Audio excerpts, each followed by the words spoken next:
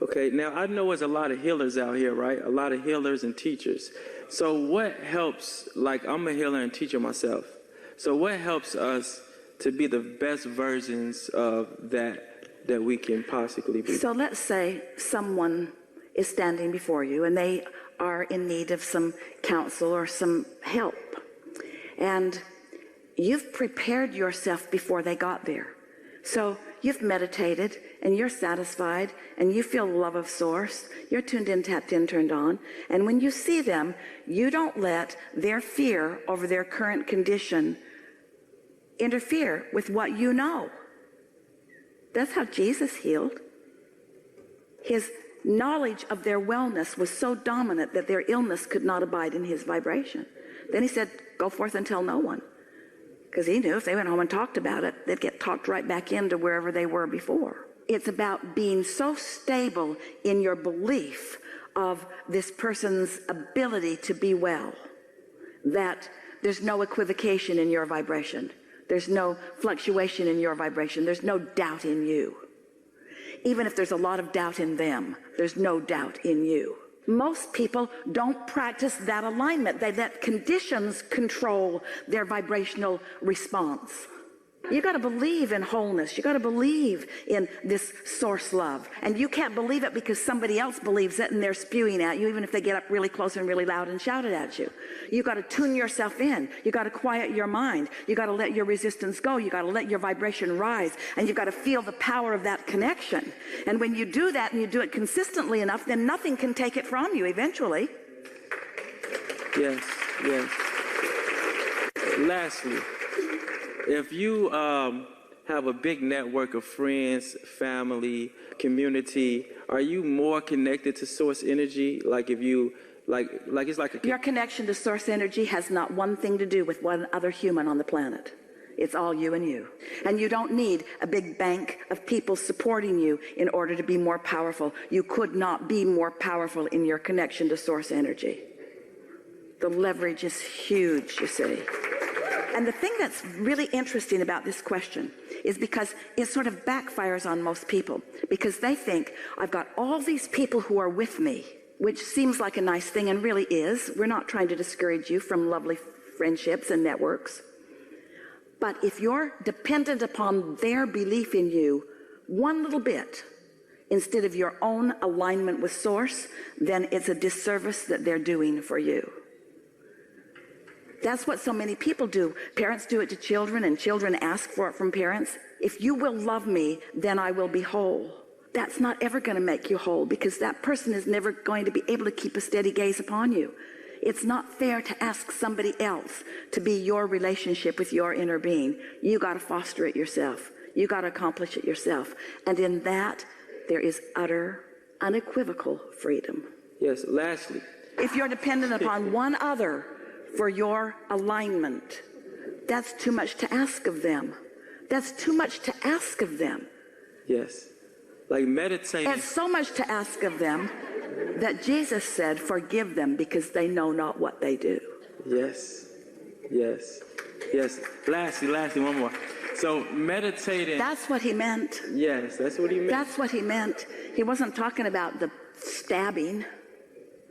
He was talking about the dependency. They depend on me when the kingdom of heaven is within them. Yes. Yes. Yes. Yes. Now, what is it feeling like meditating with maybe friends or maybe your mate? Is it a more intensified opposed to just meditating by yourself? It's not necessary, and it's usually more distracting than it is helpful. Okay. And it sends the wrong message to yourself. It sends the message, I alone am not powerful enough. I need to gather numbers. Humans think there's strength in numbers. Source knows that there's strength in clarity. Oh. All right. I appreciate it. Yeah, really good. Really good. Thank you so much. Really good.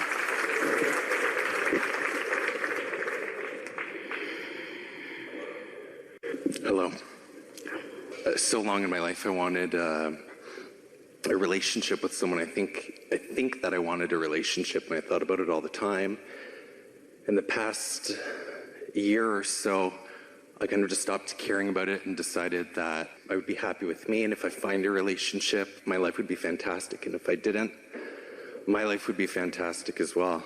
And if I'm happy with me and I find a relationship, then it's going to be a fantastic relationship. And if I'm not happy with me because I don't have a relationship, then no matter how many of them come, it won't be good.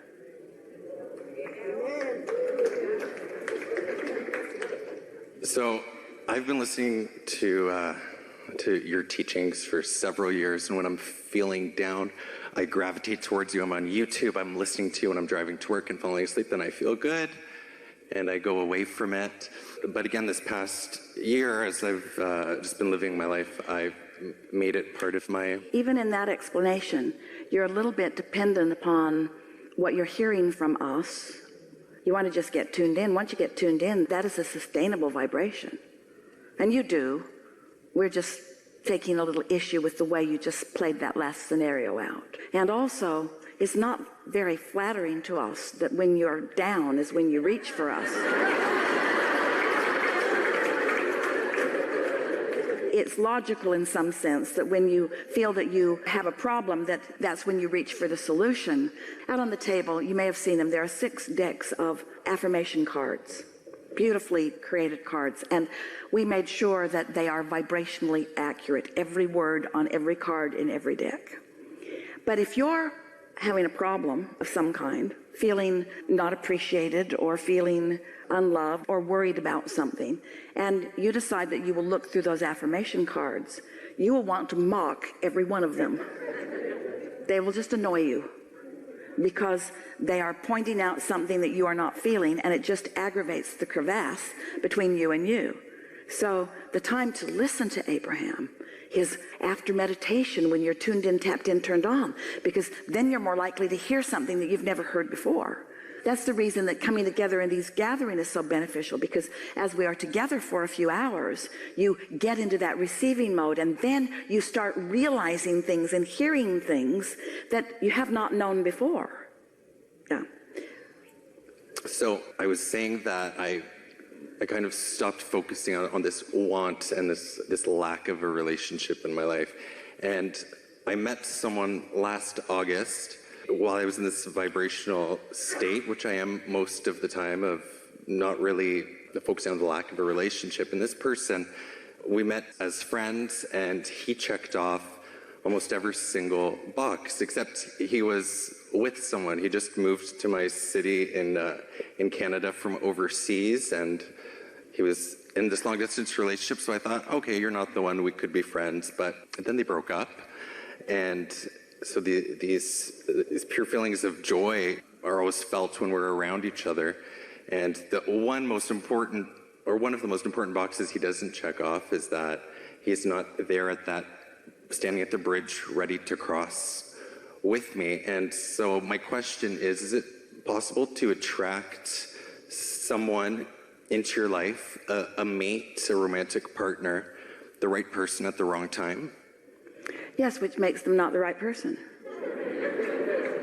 Timing is everything. That's like saying at 8 o'clock they played my favorite song, but I turned my radio on until 8:05.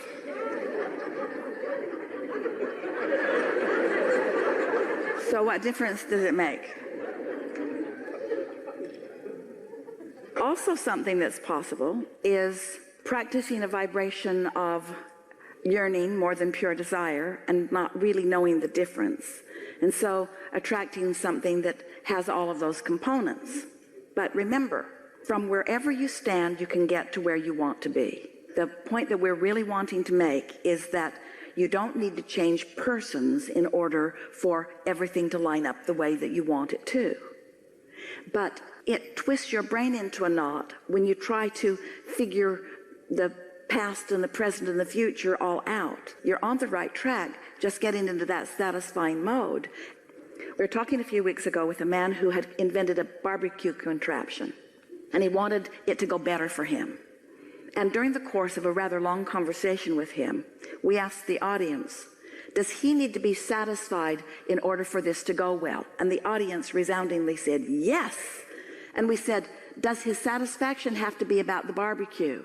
And the audience resoundingly said, no. In other words, he doesn't have to be satisfied about any specific subject or person. He just has to be satisfied. We know it's a terrible price to pay.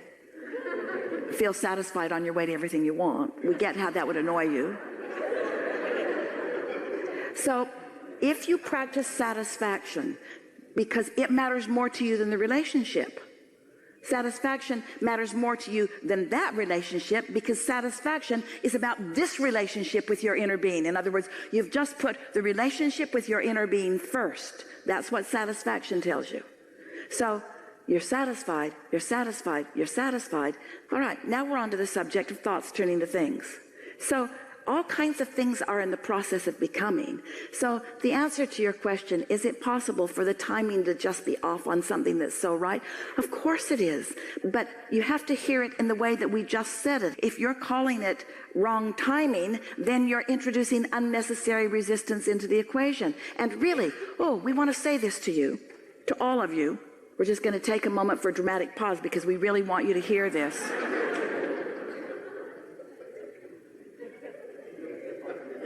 Ready? Timing is none of your business. And here's why. Through life, you've put so many things into your vortex. And as you put these things into your vortex, every one of them mattered to you.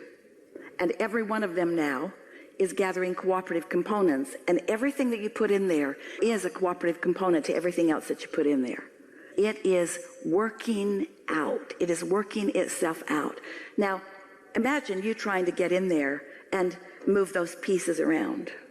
Just step back from it. And instead of you trying to move the pieces around, then you just keep letting life help you put pieces in there. Trust that the cooperative components are becoming cooperative with each other.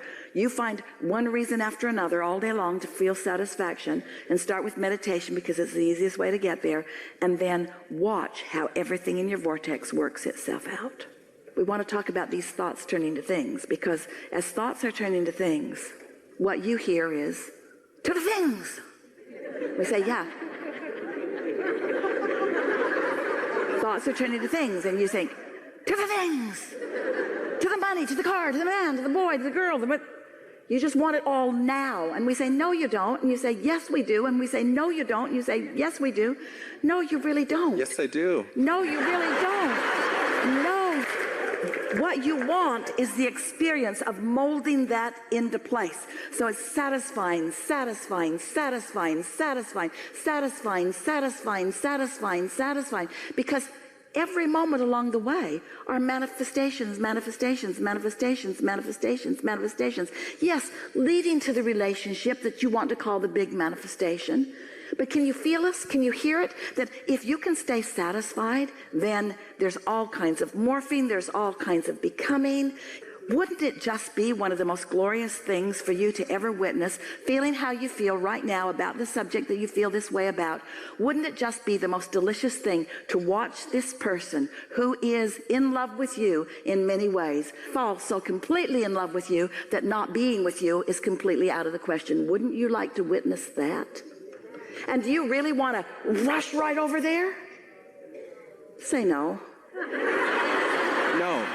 No, because you really don't want to rush right over there, because you know why? If you did, you wouldn't believe it.